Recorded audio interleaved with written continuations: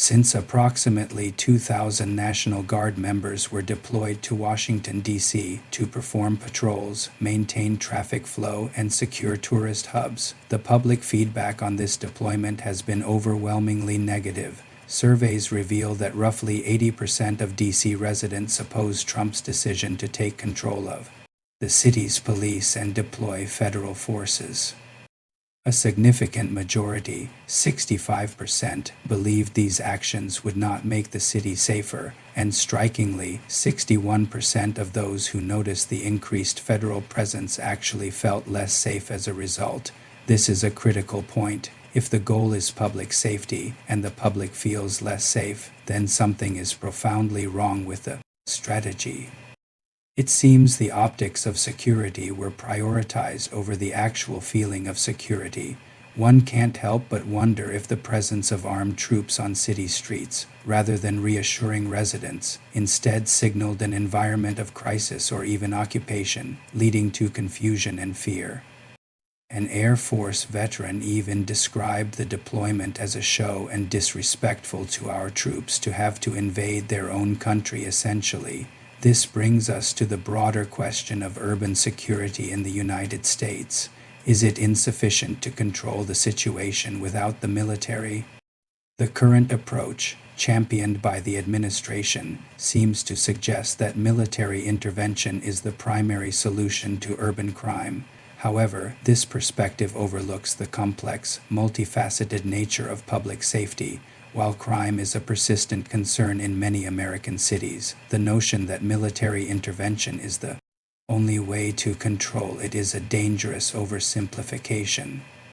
The Department of Homeland Security's Urban Area Security Initiative UASI for fiscal year 2025 continues to exist, aimed at building and sustaining capabilities to prevent and respond to threats in high-threat, high-density urban areas. This suggests ongoing planned efforts for urban security, not a sudden need for military occupation. Experts and many local leaders argue that effective urban security requires a holistic approach that goes far beyond policing and military presence. True public safety is deeply intertwined with economic opportunity, community health, education, and social support systems. When these elements are neglected, crime often finds fertile ground. We see cities moving towards smart, sustainable cities with initiatives focused on environmental responsibility and improved urban ecosystems, which also enhance community well-being. President Trump has openly threatened to expand these military deployments to more Democratic-led cities, specifically naming Chicago and New York as likely next targets. He characterized Chicago as a mess with an incompetent mayor. However, leaders in these cities have strongly pushed back. Illinois Governor J.B. Pritzker stated there is no emergency that warrants the president federalizing the Illinois National Guard and called it an attempt to manufacture a crisis and abuse his power. Chicago Mayor Brandon Johnson declared that the city does not need a military occupation and vowed to evaluate all legal options to protect Chicagoans from unconstitutional federal overreach. Much like D.C., Chicago has also seen significant declines in violent crime, including a more than 30% reduction in homicides and nearly 40% reduction in shootings in the past year. This raises a critical question. Is this expansion necessary? Based on the available data and the strong opposition from local authorities, the answer appears to be a resounding no. Deploying the military for domestic law enforcement is a move of last resort, historically reserved for extreme circumstances. To weaponize it for political gain, especially when local crime rates are already declining, is not only unwarranted but also deeply concerning for democratic norms. It risks straining the social compact that binds a democracy, damaging the military's morale and readiness. One might humorously observe that if cleaning up crime means deploying troops to cities where crime is already falling, then perhaps the strategy isn't about crime reduction at all, but about a different kind of clean-up, a political one. Why are these threats specifically directed at Democratic-controlled cities? And is this a move specifically targeting black mayors? The pattern is stark.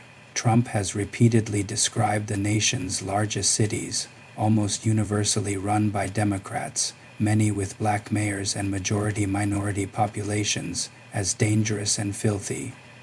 The cities he has targeted or threatened with military deployment, Washington, D.C., Los Angeles, Chicago, Baltimore, and Oakland, all fit this demographic profile, and several have black mayors. Civil rights leaders like Reverend Al Sharpton have vocally condemned this, asserting that the Guard's presence is laced with bigotry and racism and not about crime, but about profiling us.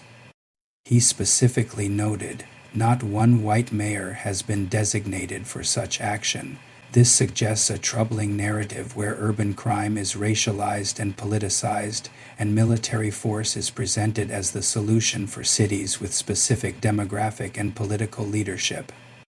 This selective targeting fuels concerns about racial motivation and undermining black leadership, especially given that many of these black mayors are seeing success in reducing crime through their own strategies. Conversely, are Republican-controlled cities not experiencing crime or security concerns? This is demonstrably false. Several cities in states led by Republican governors who volunteered National Guard troops for D.C. actually had higher rates of violent crime than D.C. itself. The distinction, then, seems less about actual crime rates and more about political alignment and demographics. This politicized approach risks tearing apart civic trust and exacerbating divisions, rather than fostering genuine security. So, in addition to strengthening military and police presence, what other policies need improvement in urban security in the United States? The answer is a comprehensive, public health-oriented approach to violence prevention and community well-being. Community Violence Intervention (CVI) programs. These programs use evidence-informed strategies and credible messengers from the community to interrupt cycles of violence, provide conflict mediation, and connect high-risk individuals with social services. They are rooted in a public health approach, recognizing that violence is often a symptom of underlying social and economic issues. Economic opportunity and investment. Research consistently shows a strong link between lack of economic opportunity and violent crime. Investments in youth employment, job training, and neighborhood revitalization can significantly reduce crime rates by addressing root causes like poverty and hopelessness. Creating environments where sustainable decisions are the easiest, most convenient, and socially rewarded options is key to building resilient communities. Youth development and education, providing strong educational opportunities, after-school programs, and mentorship can divert young people from paths of violence.